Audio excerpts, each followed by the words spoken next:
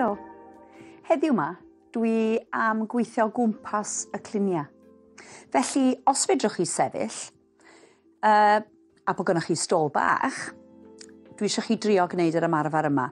Os oes gennych chi anhawster efo balansio, cofiwch, defnyddiwch gadar neu rhywbeth sydd yn saff wrth eich ochr. Dwi am codi un droed i fyny. Diolch yn gorau bod mor uchel y hyn. Ac yna, dwi eisiau plygu trwy'n hlun ac ymestyn i lawr i drio cyffwrdd ar y stôl.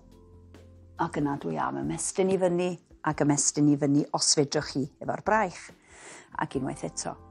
A weithiau newch chi deimlo bod yr hip ei hun yn dyn, neu bod ochr eich pen ôl yn dyn, neu falle bod y cefn yn dyn. Sbiwch, dwi'n defnyddio'r llaw sbar sydd gyda fi i osod ar blaen y goes. Ac yna i lawr, ymestyn.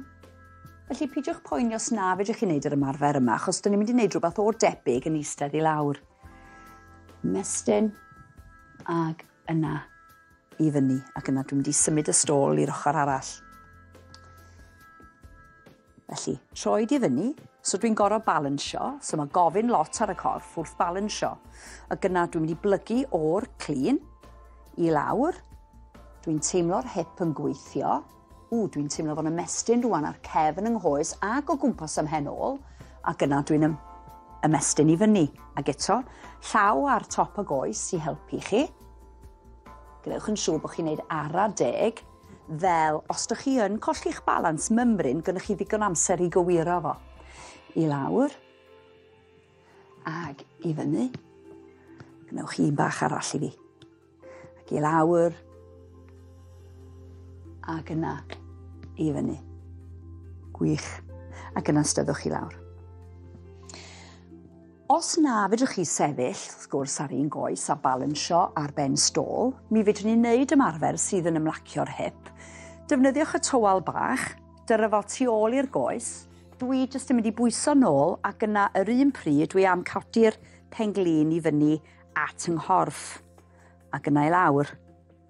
A fel dwi'n symud yr hip, fel dwi'n symud y benglin, dwi'n gorfod defnyddio chydig bach o'r cyhyra o gwmpas canol y corff i arbed i'r cefn archio.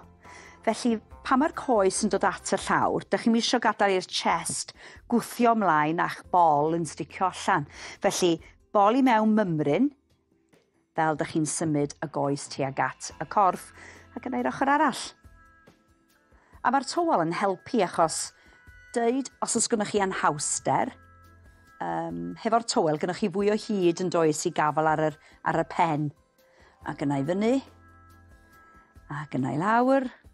A dwi'n teimlo fel dwi'n codi'n nghoes i fyny, mae o'n gwasgu'r air allan yng nghorff i. Unwaith eto. I fyny, ag i lawr, a tywal i lawr. Cofiwch, helpwch eich hun i codi, os di'r cyhyra chydig bach yn wan, neu mi fedrwch chi godi heb defnyddiwch breichiau. Dwi'n mynd i droi rwan i'r ochr, a dwi eisiau ymestyn yr hip allan.